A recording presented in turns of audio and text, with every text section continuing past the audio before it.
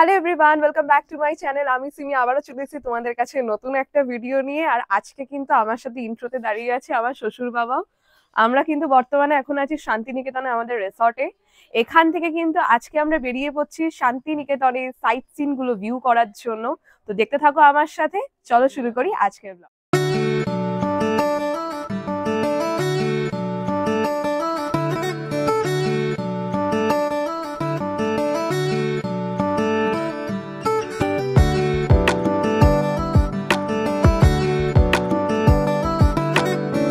বন্ধুরা, এসে পৌঁছালাম কঙ্কালীতলার মন্দিরে।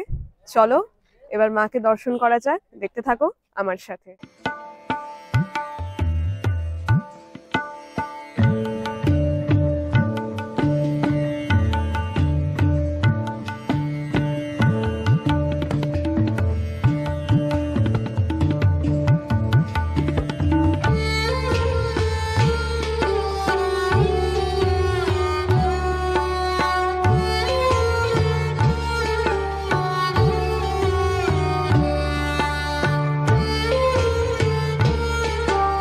পরপর সব ডালার দোকান, এখান থেকে আপনারা ডালা সংগ্রহ করে মাকে পুজো দিতে পারেন। আর এই হচ্ছে কিন্তু মা কঙ্কালীতলার মন্দির। কঙ্কালীতলা মন্দিরে এলাম। এখানে তো আজকে প্রচন্ড ভিড়, কারণ যেহেতু আজকে শনিবার বারবেলা।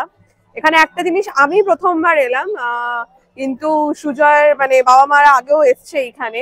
একটা জিনিস শেয়ার না করে পাচ্ছি না, এখনকার দিনের মানে আমাদের যে ধর্মীয় স্থানগুলো দিন দিন খুবই বাজে হয়ে যাচ্ছে, ফ্যাকাল্টি গুলো স্পেশালি। তার মধ্যে আমি এটা কঙ্কালীতলা একটা বলতে বাধ্য হচ্ছি। এখানে সিস্টেমটাই বুঝলাম না। প্রথমত প্রচুর ভিড়, যেহেতু আজকে শনিবার বলে। তার মধ্যে কিন্তু এখানে মানে ঠাকুরের ডালা নিয়ে দরজা বন্ধ করে দিচ্ছে, মানে মায়ের মুখটা যে আপনি নর্মালি দর্শন করবেন সেইটাও কিন্তু পারবেন না। আর দর্শন করার জন্য মানে এত ঠেলাঠেলি, ভেতরে লোকরা এত জোরে বাজেভাবে ধাক্কা দিয়ে আর কি ঠেলা দিচ্ছে, মানে যে কোনো মানে বাচ্চা থেকে শুরু করে বড়রা অনেকেই থাকছে ভিড়ের মধ্যে। মানে ইভেন সুজয়ও দর্শন করতে গেছিল, এমন ভাবে ওকে ধাক্কা দিয়ে পুশ করেছে, মানে একটুখানির জন্য পড়ে যাচ্ছিল। তো এটা কিন্তু খুবই বাজে লাগলো এখানকার ফ্যাকাল্টি। মানে মানুষ অনেক দূর দূর থেকে কষ্ট করে আসে ভক্তির টানে দর্শন করতে, এই ধরনের ব্যবহার তো কোনোভাবেই কাম্য না। তো এটা কিন্তু আমার এখানে খুবই বাজে লাগলো দেখে। মানে ঠাকুরের জায়গায় যে কিছু কিছু মানুষ নিজেদেরকে এমন ভাবে সব জিনিসগুলো তৈরি করে নিয়েছে, মানে মনে হচ্ছে না প্রফেশনাল। এখানে কোনো রকমের অন্য কিছু সিস্টেম চলছে, যে 1 মিনিট দর্শন করো ডালা নিয়ে, ব্যাস, তাহলে ঠাকুরের মুখ দেখো, নালে ওরম ধাক্কা ধাক্কি ঠেলাগুতো এইসব ফেস করো।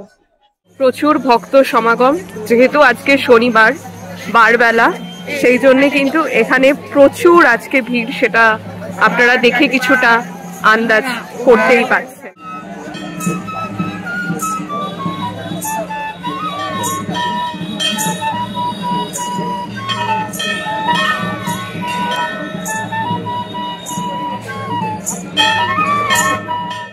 বর্তমানে কঙ্কালীতলা মন্দির দর্শন আমাদের সম্পন্ন হলো। এবার আমরা যাচ্ছি আমাদের আজকের ঘোরাঘুরির 2য় নম্বর ডেস্টিনেশনে, মিউজিয়ামে। তো চলো। কঙ্কালীতলা মন্দির ঘুরে দেখার পর আমরা যখন সিদ্ধান্ত নিলাম এরপরে আমরা বিশ্বভারতী ক্যাম্পাসের দিকে যাব। বিশ্বভারতী ক্যাম্পাস যেহেতু অনেকটাই বড় জায়গা এবং ঘুরে দেখতেও কিছুটা সময় লাগবে, তার জন্যই আমরা দুপুরবেলা লাঞ্চটা কিন্তু সেরে নিয়েছিলাম। দুপুর অবশ্য 2:30 তখন ঘড়ির কাঁটায় বেজেই গেছিল। ওই জন্য কিন্তু আমরা গীতাঞ্জলি রেস্টুরেন্ট থেকে, যেটা আমাদের রিসর্টের খুবই কাছে, সেখান থেকে লাঞ্চটা সেরে তারপরে রওনা দিয়েছিলাম আমাদের বিশ্বভারতী ক্যাম্পাসের উদ্দেশ্যে।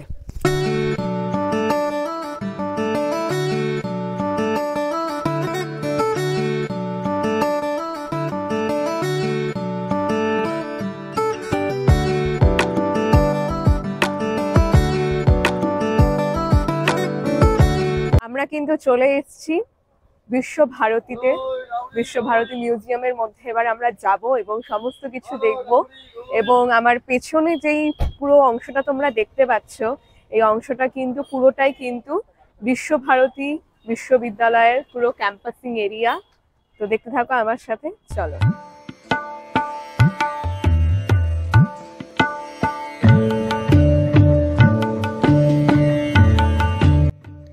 আমরা কিন্তু সমগ্র বিশ্বভারতী ক্যাম্পাসটা ঘুরে দেখার জন্য একটি টোটো রিজার্ভ করেছিলাম। আমাদের ভাড়া পড়েছিল 5 জনের জন্য 300 টাকা। এবং সেই টোটো দাদাই কিন্তু সম্পূর্ণ গাইডেন্স সহ আমাদের সমস্তটা খুব সুন্দরভাবে এক্সপ্লেন করে ঘুরিয়ে দেখিয়েছিলেন।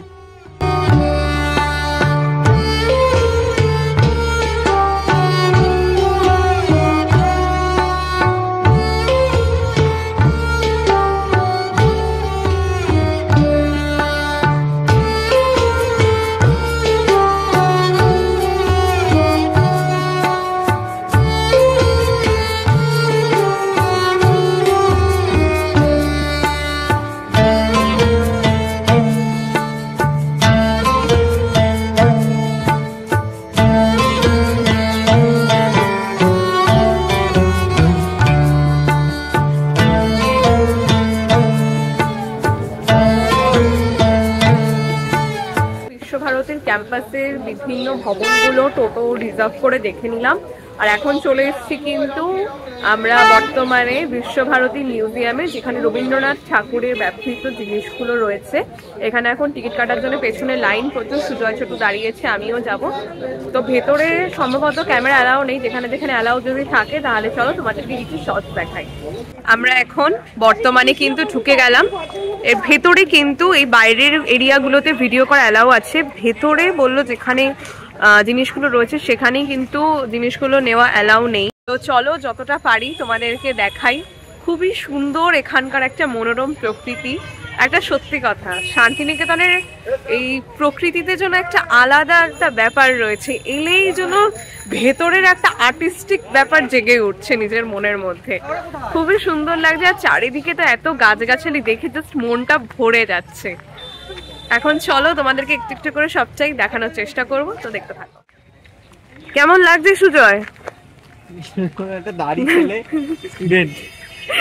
আচ্ছা, এখানে টিকিটের ফান্ডাটা একটু তোমরা একটু কেউ বলে দাও। এখানে 100 টাকা for Indians and for students it's ₹10 and foreigners in SSR countries it's 500। ভাই বাংলায় বলো and তুমি। outside বাঙালি বাংলা বলো। ফরেনার যারা SSR কান্ট্রির বাইরে তাদের জন্য 1000 টাকা। আর বাদ বাকিগুলো বল। ওই তো SSR। আচ্ছা, বাদ বাকিগুলো বলে দে। কি আর বাদ বাকি? যেটা পুরোটা বললি পুরোটাই বাংলায় বল। তাহলে প্রথম থেকে কাট। এর জন্য 10 টাকা আইডি প্রুফ লাগবে। তারপর হচ্ছে নরমাল আমাদের মানে যারা স্টুডেন্ট না ₹100 ফর ইন্ডিয়ানস।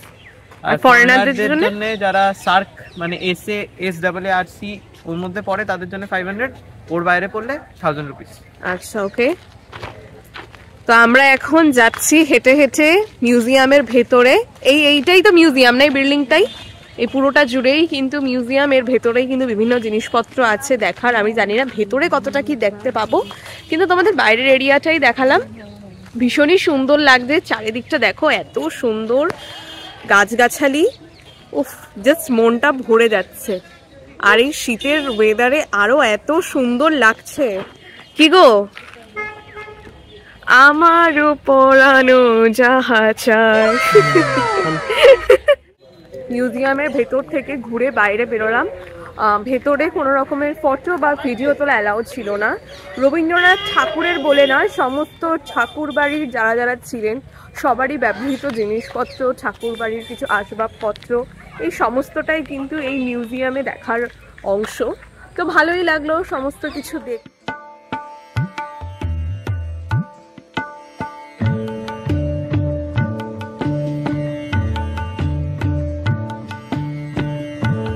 মিউজিয়াম থেকে এগিয়ে কিন্তু ভেতরে আরো যে এরিয়াগুলো রয়েছে, এখানে কিন্তু রবি ঠাকুরের আরো 4টে বাড়ি রয়েছে। মানে এটাকে মিলিয়ে আরো 4টে, টোটাল 5টা বাড়ি। এই 5টা বাড়িতে কিন্তু উনি বিভিন্ন ঋতুতে থাকতেন। ঋতু পরিবর্তনের সাথে সাথে উনি বাড়ি পরিবর্তন করতেন। প্রতিটা ঋতুর সাথে সাথে আলাদা আলাদা বাড়ি।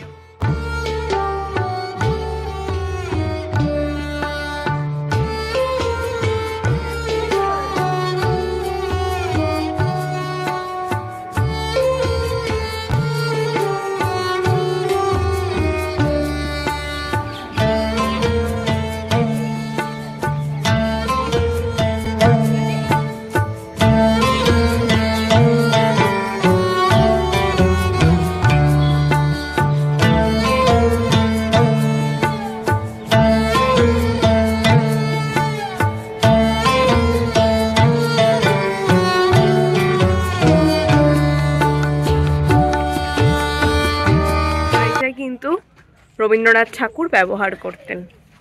এটাও কিন্তু একটা বর্তমানে মিউজিয়ামের অংশ। আমাদের এখন পুরোপুরি মিউজিয়াম ঘোরা শেষ। আমরা মিউজিয়ামের ভেতরে গেলাম এবং বাইরে যে 5টি ঋতুতে বিভিন্ন যেই বাড়িতে বাস করতেন রবীন্দ্রনাথ, সেই বাড়িও দেখলাম। ইভেন রবীন্দ্রনাথ ঠাকুরের যে গাড়ি ছিল সেই গাড়িও দেখলাম। এখন আমরা এই মিউজিয়াম থেকে বেরোবো এবং বেরিয়ে চলে যাবো আমাদের পরবর্তী ডেস্টিনেশনে।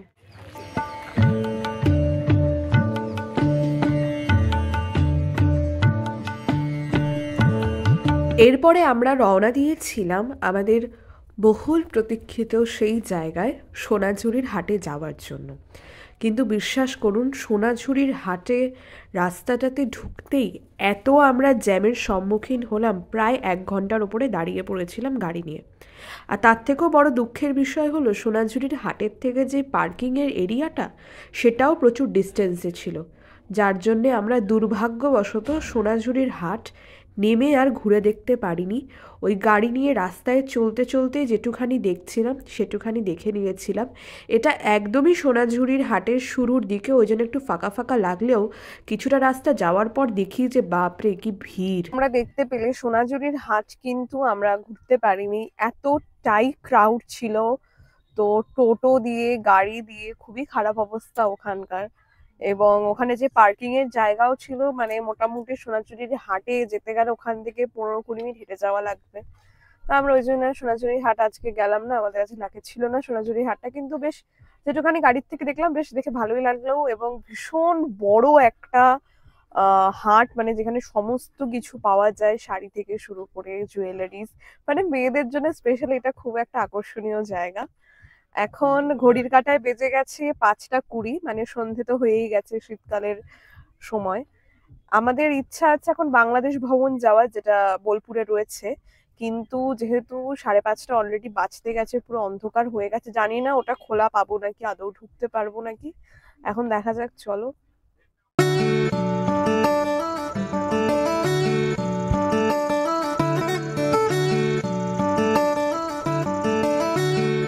বোলপুরের বাংলাদেশ ভবনের সামনে 2018 সালে কিন্তু সেই সময়কার বাংলাদেশের প্রধানমন্ত্রী শেখ হাসিনা এবং আমাদের ভারতবর্ষের প্রধানমন্ত্রী নরেন্দ্র মোদী এবং পশ্চিমবঙ্গের তৎকালীন মুখ্যমন্ত্রী এখনও আছেন মমতা বন্দ্যোপাধ্যায়ের উদ্যোগে কিন্তু এই বাংলাদেশ ভবন সেই সময় প্রতিষ্ঠা করা হয়েছিল। এর মধ্যে অনেক ঐতিহাসিক জিনিসপত্র সংরক্ষিত করা আছে, তার সাথে 1971-এর মুক্তিযুদ্ধের অনেক জিনিসপত্র কিন্তু এই বাংলাদেশ ভবনে রয়েছে। অডিটোরিয়াম হল রয়েছে, এর মধ্যে বিভিন্ন 2 দেশের সম্মিলিত অনেক অনুষ্ঠানও হতো, কিন্তু করোনাকালের পর থেকে এইটা পুরোপুরিভাবে বন্ধ করে দেওয়া হয়েছে। এখন সাধারণ মানুষ যেতে পারে না, বাইরে থেকেই ফটো তুলতে হয়, ভিডিও যেটুখানি। আশা রাখবো এটা খুব যাতে তাড়াতাড়ি আবার খুলে দেওয়া হয়, তাহলে আমরা জনসাধারণ আরো নতুন নতুন অনেক জিনিসপত্র দেখতে পারবো। সম্পূর্ণ দিনটা ঘোরাঘুরি করার পর অবশেষে আমরা রওনা দিলাম আমাদের রিসর্টের উদ্দেশ্যে। আরও বেশ কিছু জায়গা আমরা এইবার হয়তো ঘুরতে পারিনি সময়ের অভাবে, রাস্তায় এতটাই জ্যাম যার জন্য আমরা আটকে পড়েছিলাম অনেক বিভিন্ন জায়গায় গিয়ে। অবশেষে শান্তিনিকেতনে ঘোরাঘুরি করে এখন আমাদের রিসর্টে ফিরে গেলাম। তো আজকের ভিডিও কিন্তু এই অবধি। তোমাদের যদি ভিডিওটা ভালো লেগে থাকে অবশ্যই কিন্তু একটা লাইক কমেন্টস করো। শান্তিনিকেতনের আরও কিছু জায়গা ছিল, সেগুলো আমরা আজকে সময়ের অভাবে পুরোটা কভার করতে পারলাম না। আবারও কখনো যদি শান্তিনিকেতন আসি তাহলে বাদবাকি সেইগুলো চেষ্টা করব কভার করার এবং তোমাদেরকে দেখানোর। তো সবাই ভালো থেকো, সুস্থ থেকো, দেখা হবে নেক্সট ভিডিওয়ে।